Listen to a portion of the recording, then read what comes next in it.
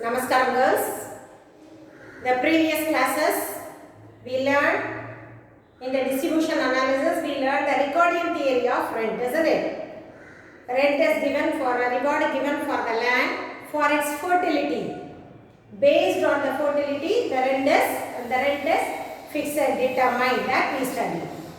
And we also studied how the three grades of lands, A grade, B grade and C grade land, which is get the more reward and which is considered to be the no rent land or the marginal land, and what is the criticism, everything we learned in the previous classes, isn't it? Today we are going to learn the modern theory of rent, and also we learn what is quasi-rent, isn't it girl? What is quasi-rent? Quasi-rent is applicable only for the man-made things. That also we learned. I gave an example that if the demand for the fish increases, the demand for the boat also increases, which brings increase in the rent for the boat. So the additional rent which is get on a particular day is called quasi-rent. That also we learned on that day. Today we are going to learn the modern theory of rent.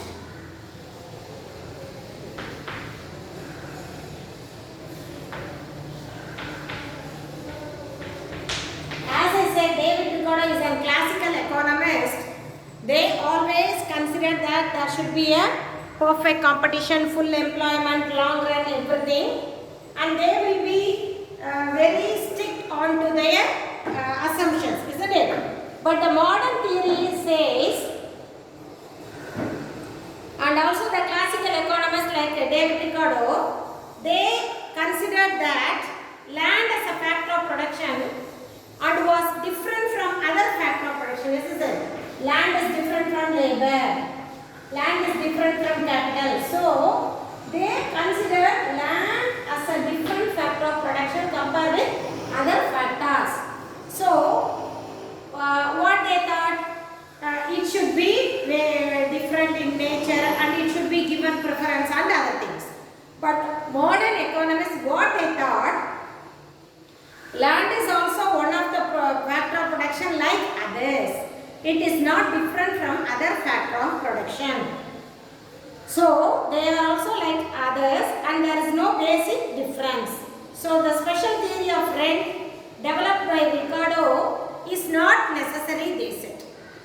Because David Ricardo, he prepared the theory particularly for rent. Because he specified that rent is one of the unique factor of production. But the modern theory, modern economists, what said they said, land is nothing different. It is not at all unique. It is also considered to be other factor of production. All the factor of productions are same. So there is no need of preparing a special theory of rent. That is the criticism given by the modern economist on the rent theory. And the Robinson and Golding, they also contributed some ideas of rent which is known as modern theory of rent. So the modern theory of rent is given by John Robinson and also Golding. So these are the names of the economists. So they given a different theory on rent which is called modern theory of rent. John Robinson. And then what they said, the rent is different from between the actual earning of the factor of production and its transfer earning. So we are giving rent for using the using as a factor of production. Sorry, transfer earning. For example, rent is the minimum payment. It has to be made for the particular production to retain in its present use as transfer earnings. We are giving rent for using the land for the present period. At present we are using, so we are giving the amount. So that is also the amount is transferred from one person to another person as a form of rent. So it is a kind of transfer earning, they said. Do you understand girl? What is the thought of the modern economist? So it is not given for the land's fertility. It is given for using the land at the present, and it is considered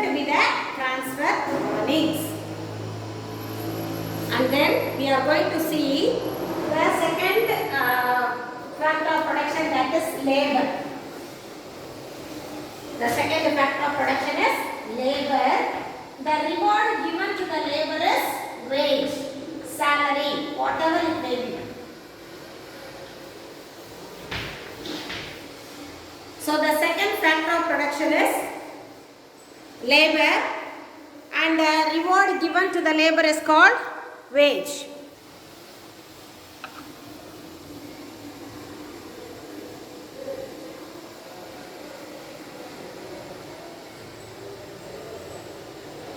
And then it is a payment for the service of the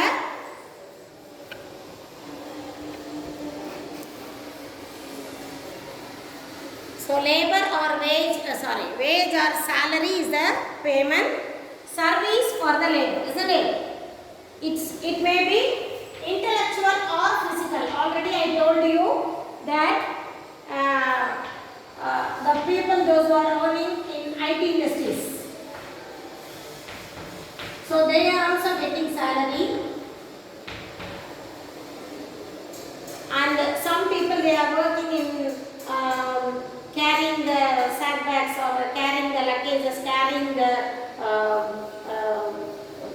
bags in vegetables market, and they are carrying the weightlifters. They are lifting heavy weights they are loading, unloading. So those works are called physical works.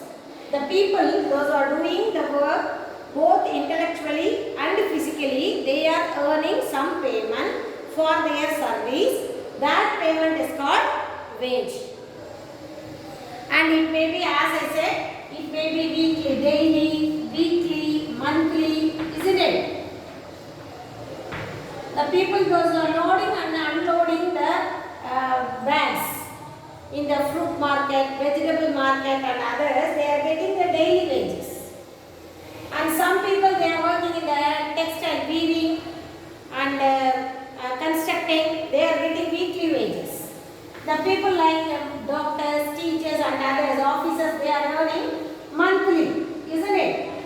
If you consider the IT industries, some of the people, they are getting the income annually. So while they are calculating income, they used to say per annum. So annual income. So the wage can be, or the salary can be, the reward can be given in the form of daily wages, weekly wages, monthly wages or yearly wages. And sometimes at the end of the year they are getting the bonus also during usually, now we are in the pandemic period, usually the period of October and November, the people, those are working in a private concern, in an office or in textile industries, weavers and other things, other industries, they used to get the bonus. Yearly they will get the bonus. For example, a month's salary will be given as bonus, or a 2 month salary will be given as bonus. Even the people those are working in the transport and other things, they are earning bonus yearly. During the month festival of Diwali, they used to get bonus. So once in a year they will get bonus in the form of bonus. So what do you mean by wage then? Wage is a payment that is given for the or paid to the labor, payment paid to the labor for their service, isn't it? So that is called wage, for rendering their service.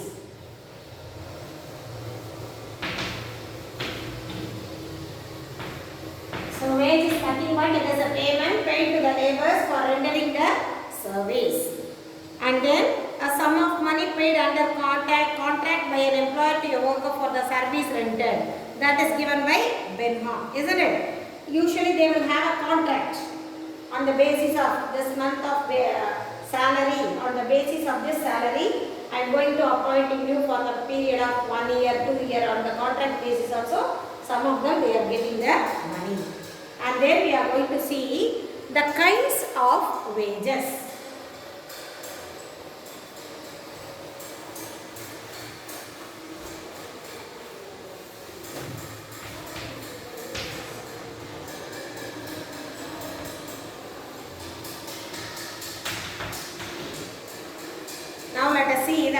of wages. So, wages are divided into 4 kinds. There are 4 divisions of wages. First one is nominal wage or money wages, real wages, piece wages and time wages. What do you mean by nominal or money wages? The payment which is paid in the form of money for rendering service. That is called money wage or nominal wage. If you are paying in the form of money, ordinary term, every workers they are getting money every month. We are getting salary in the form of money, isn't it? They are counting hundreds, 200, 300. They are counting the money and they are giving the money. So the payment which is received in the form of money is called nominal wage or money wage. What we are earning. For example, I am earning rupees 20,000 per month. So the amount 20,000 is money wage, nominal wage of me.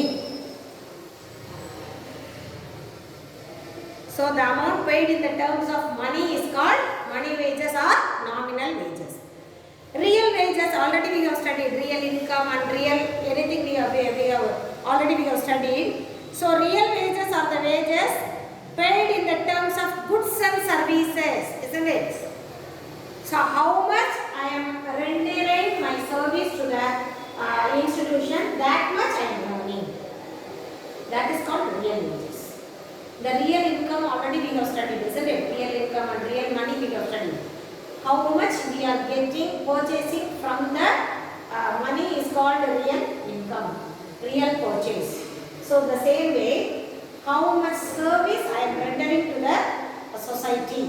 So that much I am getting. That is called real wages. So it is not, it is in the terms of money, it is in the terms of goods and services. And then piece wage, wages that are paid on the basis of quantum of work done. What they have done. Based on their work, if the wages is given, that is called piece wages. And the time wages, the wages are paid on the basis of time. For example, 4 hours, 8 hours, 20 hours. Per day they are working 6 hours. So per week they are working for 42 hours. So how much money should be paid for an hour? Then they will multiply into 42 hours. Then they will pay the service amount. So that is time wages. If you work beyond that, you will get overtime work, then you will get over income, over wages, isn't it? OT to work.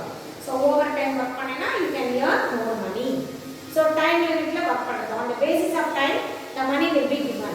For example, if they are working for 6 hours, they will get an amount. If they work for 10 hours, they will get another amount. So on the basis of time, sometimes the money will be given. That is called time wages. And then we are going to see the theories of wages. There are so many theories of wages. The first one we are going to see the subsistence theory of wages. What do you mean by subsistence?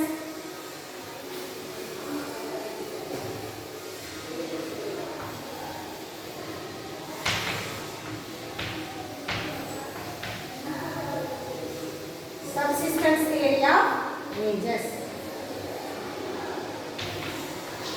What do you mean by subsistence law? Subsistence is nothing but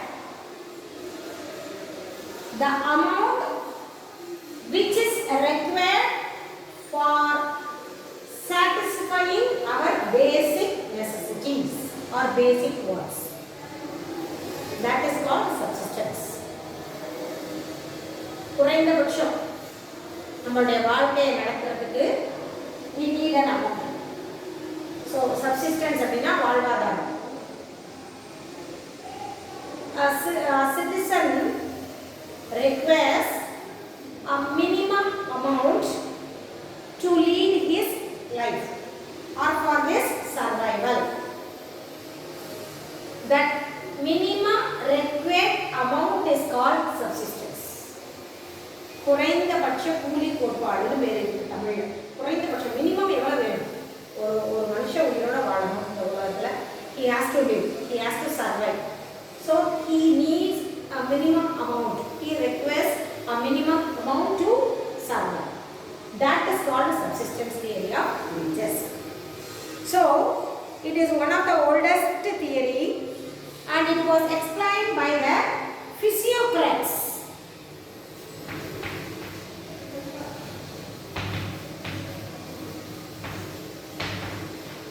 Physiocrats one who is give importance to agriculture. Mercantilist, already I taught you in the 7th lesson. Mercantilist, merchant. The word mercantilist came from the word mercantilism. They have a faith on trade. But the physiocrats, they have the faith on agriculture. So the physiocrats, they belong to the group of French economists.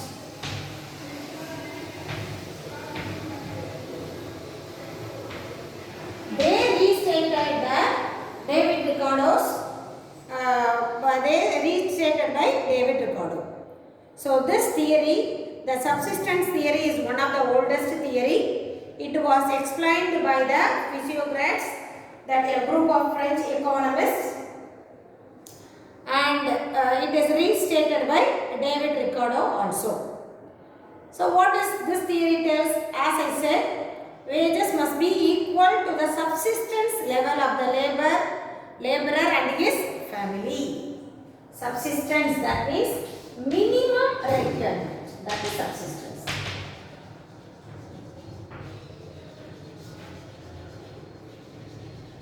So the wage should be at the level of subsistence for the laborer and his family, that is the minimum amount of food, clothing and shelter which the workers and the family they need for the survival or the existence. Isn't it that we need each and every one of the citizen they need a minimum amount, they require a minimum amount to live their life. So that minimum amount required is called subsistence. And what they say, if the laborers they are paid high, or if they get more wages, they will lead a happy life, isn't it? Their satisfaction, their wants will be fulfilled, isn't it? So if the laborers, if they are paid highly, they will be content, they will be satisfied and they will be very happy. By that, they won't bother about the future. They will increase their family.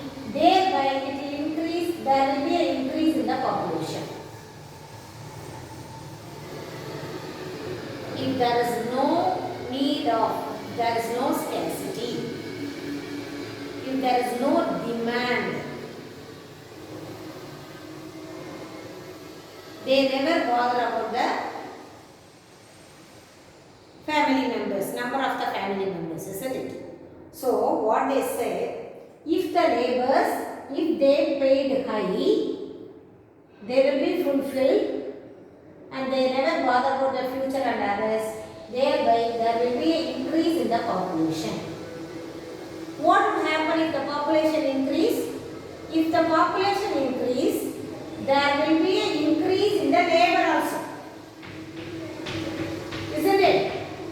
If the population increase,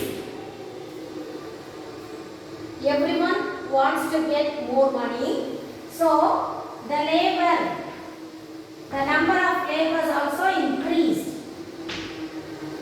If the laborers are increased, their wages will come down. The same thing that if the supply is more, price will come down. Isn't it the same way? If the number of laborers are more, the rate of the wages will bring down, come down, fall down. So what they said, if the laborers are paid high, they will be satisfied and they never bother about the future. They will go on increasing the number of the family. thereby there will be an increase in the population.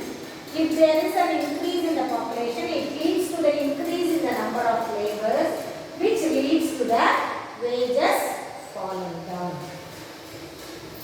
So, what they said, the laborers should not be given high wages.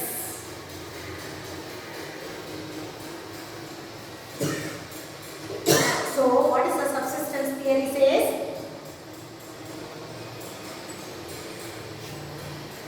So, now we see if they are paid high. If they are paid low,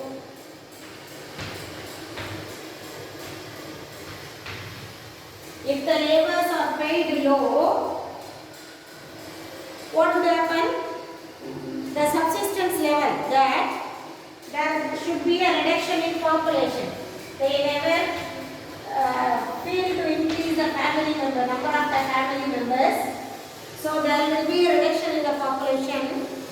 Thereby, the demand for the number of laborers will be fallen down. The supply of the number of laborers will be fallen down. So the wages will reach high. What they say, if they paid high, they increase the population, thereby there will be increase in the number of laborers, so the wages will be fallen down. If they have paid low, there should be no increase in the population. There will be the supply of labor will be low. If the supply of labor is low, the demand for the labor is high, automatically the wages will increase. So that is the concept of subsistence theory. So this theory is closely related to the Malthusian theory of population.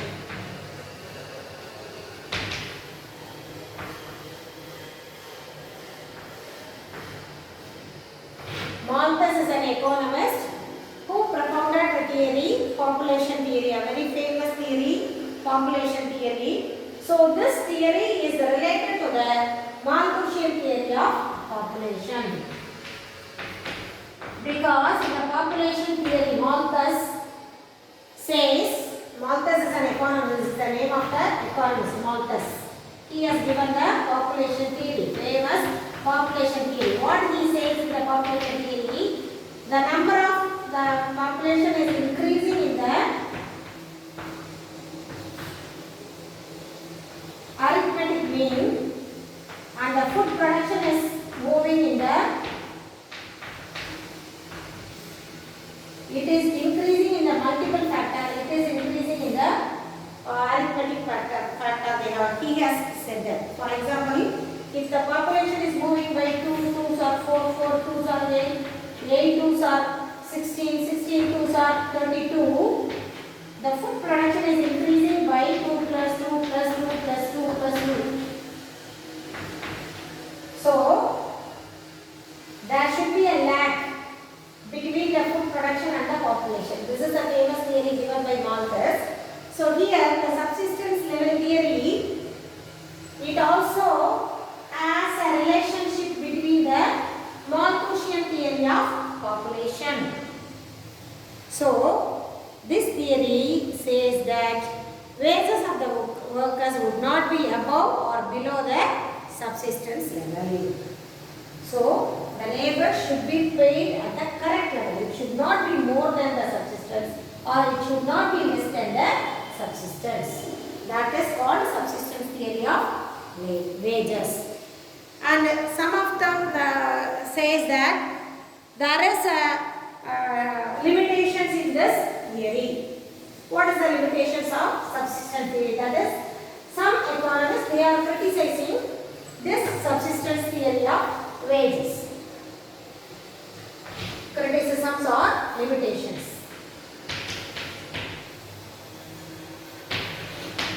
What they criticize? They criticize the role of the trade unions in collective bargainings was not found. Usually, if there is a labor, there should be a labor union, isn't it? They will demand for the wages and other things. So, the role of trade unions is not given in this theory. And then it does not explain the difference of occupations and different wages, isn't it? There are so many occupations in this world. So there are so many occupations and there are so many difference in the payment. So this theory does not explain all these things. It only concentrates on the wages. So it doesn't concentrate on different occupations and the different wage rate. And then there is what they told in the first, if the wages is high, they will go on increasing the family, isn't it? The population will increase. That is their assumption. At the first they told that only. If the laborers are paid high, they will be never bother about the family and they will increase the family. The number of the families will be increased. That's why they increase the, there will be an increase in the population is one of the assumption they said. But actually, it won't happen, isn't it? The poor families have more children than rich families. So wage rate alone does not determine the birth rate. But actually, as increases, people afford to downsize their family for adopting costly family planning procedure, isn't it? That is the factor. If we are earning more, we never like to increase the number of the family. We wanted to downsize, means decrease the number of the family so that we can live comfortably. We can buy so many things. Nowadays it is all the people, they have an awareness, isn't it? They are not increasing the family members. So if the people earn more and more, they wanted to reduce the number of the family members so that they can enjoy their happy life. So in present, actually what they said is not happening nowadays. So these are the three criticisms given by the other economists on the subsistence theory of wages. Do you understand, girls, what is subsistence theory? So it is talks about the minimum amount given to the laborers for their service. They said if they paid more, they will increase the family. By that there will be increase in the population. So the number of laborers will be increased. So the wages will be decreased or reduced. On the other hand, if they are paid low, they will not increase the family members. Thereby there should be no increase in the population. So they will get more wages. And it is already we said it is related to the Malthusian theory of population also. Then we learned three criticism on the subsistence theory of wages. With this, let me close this session. After watching the video, read the book pages. Try to get the correct meaning. Okay, girls? And then